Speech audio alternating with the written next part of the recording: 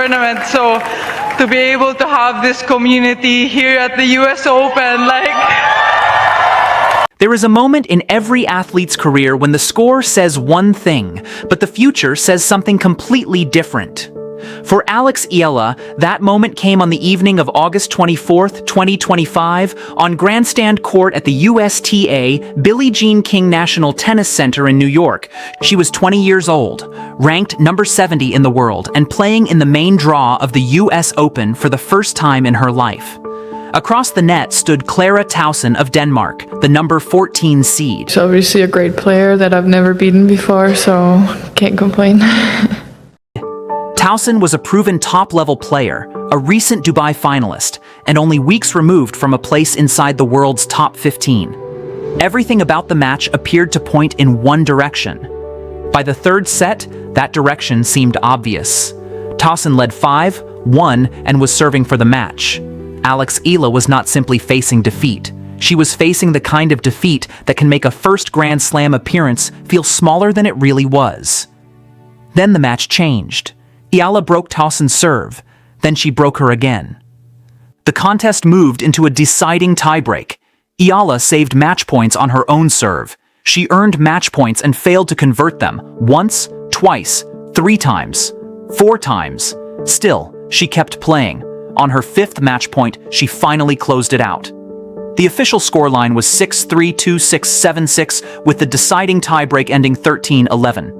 But a scoreline cannot explain what happened on that court. It can tell us that Eala won. It cannot tell us what she became while winning. The usual version of the story is simple. A young Filipina underdog produced a spectacular comeback in front of a passionate crowd and completed a memorable upset. That version is true, but it is incomplete.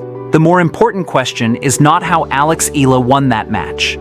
The more important question is this: what changed on Grandstand Court beyond the score? That question matters because tennis fans are now focused on a possible sequel. Supporters are wondering whether Eala could face Tauson again at the 2026 US Open. Fan pages are creating rematch graphics. Online conversations are treating the draw like a tactical war room. But there is an important reality check. As of the time this video is being recorded, the 2026 US Open Women's Singles draw has not been released. The draw is expected later this week, and the main draw begins on August 30th. Until the names are placed on the official sheet, nobody can know whether Eala will play Tauson in the first round, meet her later in the tournament, or avoid her entirely. Anyone presenting that rematch as confirmed is guessing, so this video is not going to build its argument around a match that may or may not happen. The rematch is the small question. The bigger question is what the first match did to Alex Eala's career. And when you look at the 12 months that followed, the answer is much more interesting than a simple upset story. Before we go further, if you follow Alex Eala's journey and want more thoughtful coverage of Filipino tennis, take a moment to like this video. It helps it reach more fans. Now let's return to the story. Alex Eala is a 21-year-old Filipina tennis player who has trained at the Rafa Nadal Academy in Mallorca since her teenage years. She won the 2022 US Open Junior Girls Singles title, meaning that Flushing Meadows was already a meaningful place in her story before she ever entered the senior main draw. The most important statistic is where she stood then and where she stands now. In August 2025, Eala entered the US Open ranked number 70 in the world. 12 months later, according to the current figures referenced in this story, she is ranked number 20, the highest position ever achieved by a player representing the Philippines on the WTA Tour. That is a 50-place climb in roughly 1 year, but the ranking alone does not explain the transformation. To understand it, we have to stack several facts together. First, Eala was not a seeded star when she walked onto Grandstand Court. She was a 20-year-old playing her first US Open main draw match. Yet the official tournament recap described the atmosphere as boisterous, highly energized, and deeply partisan. The crowd was not waiting to see whether a famous champion would survive. It was creating a home environment for a player who technically did not have a home tournament. That raises the first question: why did Grandstand sound like a home slam for Alex Eala? Second, the Tauson match was not Eala's first major breakthrough of 2025. Earlier that year at the Miami Open, while ranked around number 140, she reached the semifinals of a WTA 1000 event. During that run, she defeated 3 Grand Slam champions, Jelena Ostapenko, Madison Keys, and Iga Swiatek. 3 major winners in 1 week is an extraordinary achievement. Yet when fans discuss the defining moment of Eala's rise, they often mention the Tauson match first. Why did one victory over a highly respected top 15 opponent resonate more deeply than 3 consecutive wins over Grand Slam champions? Third, the way Eala defeated Tauson was not the usual shape of a career pivot. She was down 5-1 in the deciding set. Tauson served for the match and was broken. Then she served for it again and was broken again. In the tiebreak, Eala missed 4 match points before converting the 5th.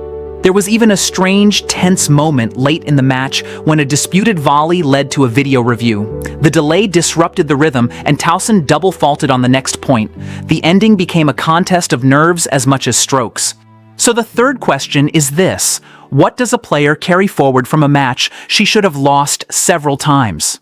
Finally, consider what happened afterward.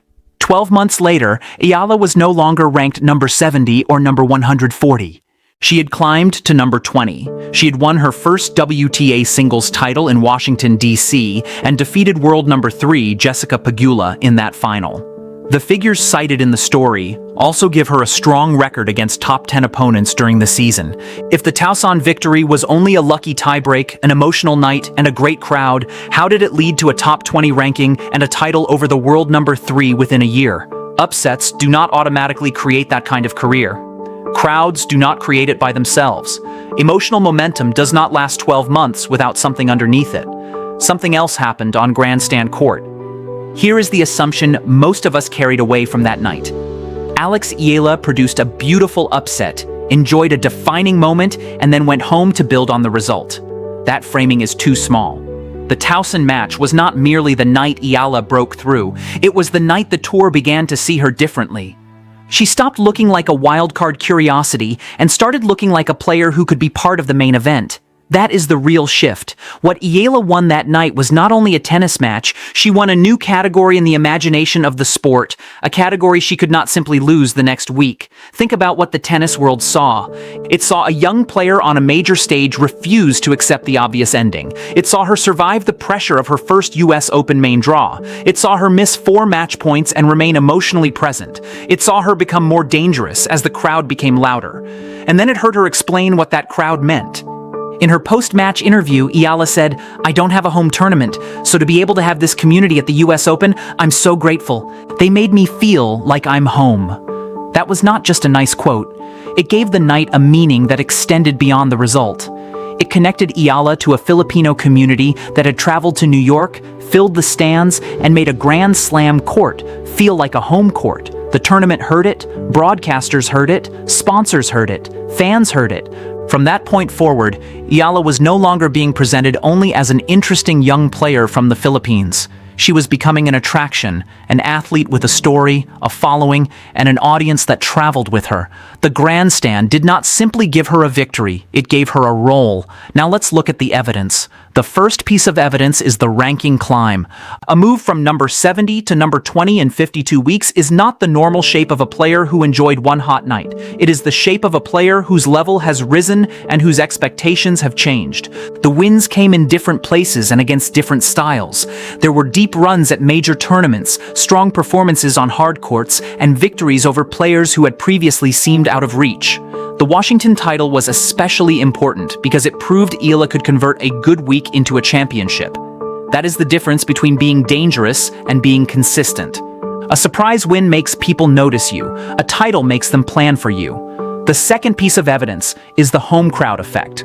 Before that night, a home Grand Slam atmosphere belonged to other players. New York had its established stars, Madrid had its own heroes, Tokyo had its own emotional center. Filipino tennis had produced outstanding juniors and respected professionals, but it had not yet produced a player who could walk onto a Grand Slam court and hear thousands of people shouting her name from every direction. Eala changed that. Once a player knows that support is waiting for her, pressure can begin to feel different. The crowd does not hit the forehand for her, it does not serve the ace, but it can change the emotional environment in which every point is played. That relationship travels. It appears in the stands, in tournament promotion, in television coverage, and in the confidence of the player herself. It does not disappear because she loses a match in another city. The third piece of evidence came in Washington, D.C. In the final of the Mubadala City D.C. Open, Eala faced Jessica Pegula, the world number 3. This was not a matchup against an unknown prospect or a struggling former star. It was a WTA final against one of the best players in the world. Eala lost the first set 4-6. She responded by taking the second 6-4. Then, in the deciding set of her first WTA final, she won 6-0. A bagel in the final set against the world number 3 is not the signature of a player who survives only through emotion. It is the signature of a closer. Watch the patterns in that kind of performance. The willingness to redirect a forehand on the run, the courage to attack through the line on breakpoint, and the refusal to become passive when the score becomes tight. Those are the same qualities Eala displayed in the chaotic tiebreak against Tauson. The grandstand did not teach her those shots. She already possessed them. What that night taught her was that she was allowed to use them on the biggest points. That is the gear that once seemed reserved for top 10 players. In Washington, Eala used it to close out a final against one of them. Still, we need to be honest about what this story does and does not prove. It does not prove that Alex Eala is already a Grand Slam contender. A top 20 ranking is a foundation, not a guarantee. She still has to demonstrate that she can sustain her level across 7 matches at a major tournament. She has also experienced difficult weeks. There have been lopsided losses, challenging matchups, and tournaments where her best tennis did not arrive on time. Those results are not minor details. They show that Eala is still learning how to handle different styles, surfaces, and expectations at the highest level. That is not a weakness in the story. It is part of the story. A player can be genuinely transformed and still be unfinished. She can be ranked number 20 and still have areas to improve. She can defeat a world number 3 one week and struggle against a dangerous opponent the next. The rematch question also remains uncertain. Until the official 2026 US Open draw is released, nobody knows whether Eala and Tauson will meet again. If they do, it will not be the same match. Eala is no longer the unseeded newcomer trying to survive her first main draw. Tauson will not be serving with the exact same memory, pressure, or expectations either. And if they never meet again this year, the meaning of their first encounter does not change, because the story is no longer about revenge, repetition, or recreating one dramatic tiebreak. It is about evolution. A year ago, Alex Eala walked onto Grandstand Court trailing 5-1 in the third set of a match that appeared to be gone. She walked off with more than a comeback win. She walked off with proof that she could remain present when the match was collapsing around her. She walked off with a home crowd. She walked off with a new relationship with the audience. She walked off with a new reputation inside the sport. 12 months later, she returns to Flushing Meadows as a top 20 player, a WTA singles champion, and one of the most compelling stories in Filipino tennis history. The 5-1 deficit was a scoreline. What she built on top of it became a career. That is why this year's US Open feels different. The crowd is not arriving only to see whether a Filipina underdog can shock a seed. They are arriving to watch a top player defend the place she helped create. Miami showed that Eala could win big matches. Grandstand showed that she could keep fighting after the match appeared to be over. Washington showed that she could close at the highest level. Now, the next chapter begins. So here is the question I want to leave with you. Was the Grandstand comeback the moment Alex Eala became a top 20 player? Or was the top 20 player already there, waiting for the rest of the tennis world to finally see her? I have my answer. I want to hear yours. Leave your thoughts in the comments and remember that the official US Open draw will determine the road ahead. Whether Clara Tauson appears on that road or not, Alex Eala is entering Flushing Meadows as a very different player from the one who arrived there a year ago.